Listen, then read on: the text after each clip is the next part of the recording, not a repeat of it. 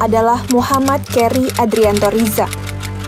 Ia merupakan salah satu tersangka dalam kasus dugaan korupsi tata kelola minyak mentah dan produk kilang pada PT Pertamina Subholding dan K3S tahun 2018 hingga 2023. Keri diketahui adalah anak dari pengusaha minyak dan gas Muhammad Riza Khalid. Lantas, apa peran Keri Adrianto dalam kasus ini?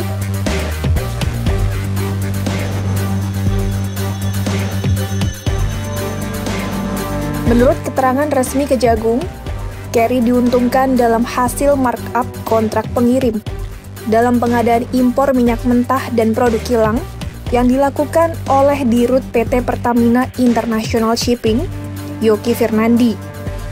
Kejagung mengungkapkan negara harus mengeluarkan fee sebesar 13 hingga 15% akibat markup kontrak shipping atau pengiriman itu.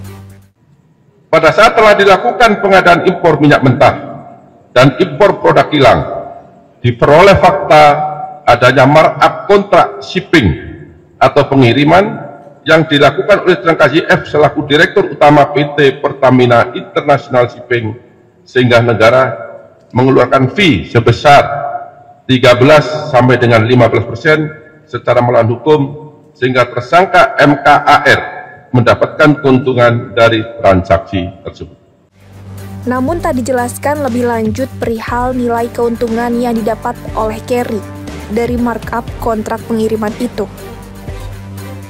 Hanya saja, PT Navigator Khatulistiwa diketahui adalah perusahaan pengiriman melalui jalur laut dan salah satunya yakni pengiriman LNG. Sebagai informasi, penyidik memperkirakan negara mengalami kerugian keuangan sebesar 193,7 triliun rupiah atas kasus ini. Kejagung sebelumnya mengatakan bahwa pengadaan impor minyak mentah dan produk kilang tersebut sebagai perbuatan melawan hukum.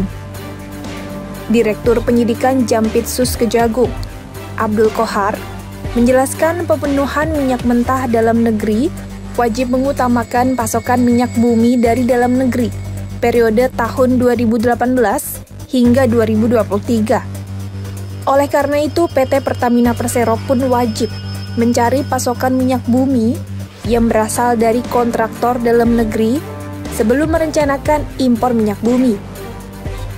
Akan tetapi, Dirut PT Pertamina Patraniaga, Rifa Sihaan, Direktur Feedstock and Product Optimization PT Kilang Pertamina International, Sani Dinar Saifuddin, dan VP Feedstock Management PT Kilang Pertamina International, Agung Purwono, melakukan pengondisian dalam rapat optimalisasi hilir.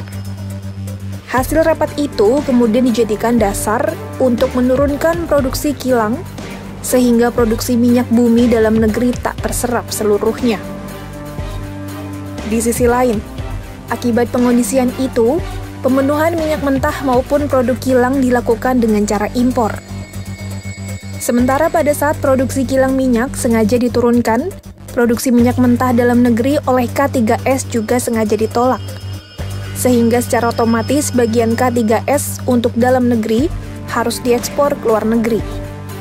Kemudian Kohar mengatakan untuk memenuhi kebutuhan dalam negeri, PT Kilang Pertamina International melakukan impor minyak mentah dan PT Pertamina Patraniaga melakukan impor produk kilang.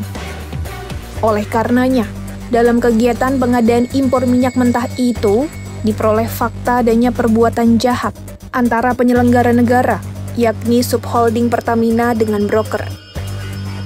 Kemudian dalam prosesnya Komisaris PT Navigator Khatulistiwa, Dimas Werhaspati, dan Komisaris PT Jenggala Maritim dan Dirut PT Orbit Terminal Merak, Gading Ramadan Jaedo melakukan komunikasi dengan AP agar bisa memperoleh harga tinggi pada saat syarat belum terpenuhi.